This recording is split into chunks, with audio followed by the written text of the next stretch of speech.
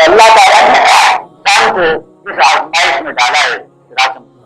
وہ یہ ہے کہ اپنے ارادے وہ برائی سے بچے اور نیکی کی راہ سے۔ ارادہ کہیں باہر کوئی چیز نہیں ہے جو پایا جاتا ہے اور انسان کے جسم میں بھی نہیں پایا جاتا۔ یہ ارادہ تو وہاں پایا جاتا ہے جس کو آپ سینہ کہیں، دل کہیں، دماغ کہیں، قلب کہیں، جو بھی کہیں، جہاں سے وہ ارادہ کرتا ہے کہ مجھے یہ کرنا، یہ دراصل اس کا مقصد ہے اور اسی پر اس کا سارا معاملہ ہے۔ اس کو اس ارادے پر اختیار حاصل، وہ چاہے تو اپنے برائی کا ارادہ کرے، چاہے تو نیکی کا ارادہ۔ اس کے علاوہ جتنی مخلوق سے ہم واقف ہیں زیادہ ارادہ نہیں کر سکتا اللہ کے قائم۔ جتنی مخلوق سے ہم واقف ہیں اس میں سے کسی کو یہ ارادے پر اختیار، فرشتوں کو نہیں ہے، آسمان و زمین کے جو مختلف ستارے، ہوا، بادل، سمندر،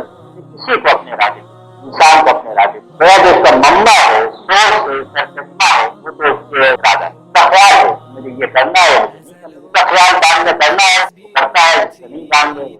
یہ دراصل اس کا مرکز۔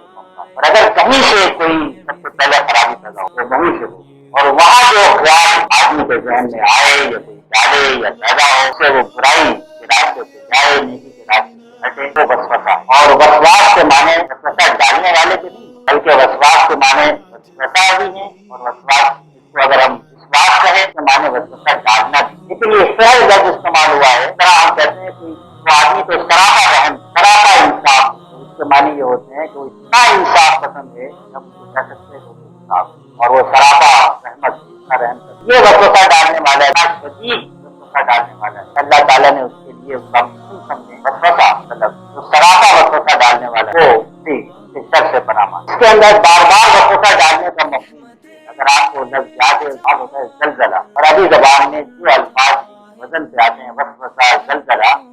چیز کو بار بار کرنے کے معنی، زلزلے میں بار بار ہلانا اور وسوسے کے اندر بار بار وسوسہ ڈالنا۔